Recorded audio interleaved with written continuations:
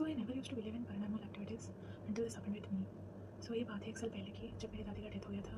हम लोग सब, मम्मी पापा और मेरे भाई, हम लोग सब गाँव चले गए थे उनका अंतिम संस्कार करने, क्योंकि दादी वहाँ रह रही थी इसलिए।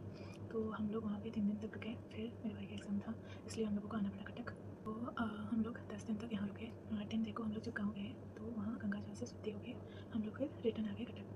अगले दिन मेरा भाई का एग्ज़ाम था तो मेरा भाई बोला नहीं जा पाएगा, तो मैं अपने एक रिलेटिव के साथ चली गई थी गाँव। जब हम लोग गाँव गए तो वहाँ महाप्रसाद हुआ था।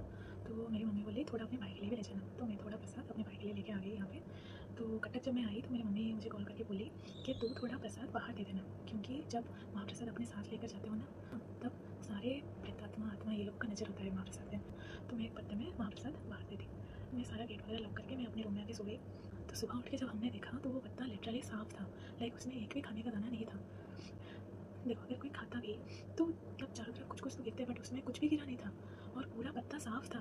फिर भी मैं एक बेनिफिट ऑफ डाउट दी। जब मैंने सीसीटीवी फुटेज चेक किया तो 2 साढ़े 2 बजे तक वो खाना था वहाँ पे, बट 2:55 को कुछ ऐसे वाइट स्टार टाइप कुछ ऐसे आया और अचानक से खाना गायब। सो आई वॉज लिटरली सॉफ्ट कि ये कैसे हो गया। तो फिर भी मैं सुबह तक देखी हूँ वो फुटेज, क्योंकि मैं अपनी बाउंड्री के अंदर दी थी। मैं हमारी बाउंड्री के अंदर कोई कुत्ता बिल्ली नहीं आ जा सकता और कोई आया भी नहीं। सीसीटीवी में कुछ भी नहीं था। मतलब मैं पूरा शॉक थी देख के। तो फिर मैंने मम्मी को कॉल करके ये सब बता दिया। तो मम्मी जाके वो पंडित जी से बात की जो मेरी दादी का क्रियाक्रम कर रहे थे। तो वो बोले कि ये सब मेरी दादी का ही काम है और दादी को वहाँ पे सर बहुत पसंद था। तो वो बोले कि क्योंकि दादी को तो बहुत पसंद है और तो खुद अपने हाथों से दी है तो इसलिए शायद वो खाई है। ये सुन के जितना मुझे खुशी हुई उससे ज़्यादा डर भी लग रहा था। मैं ये सब बिलीव ही नहीं कर पा रही थी कि एक्चुअली में ये सच है।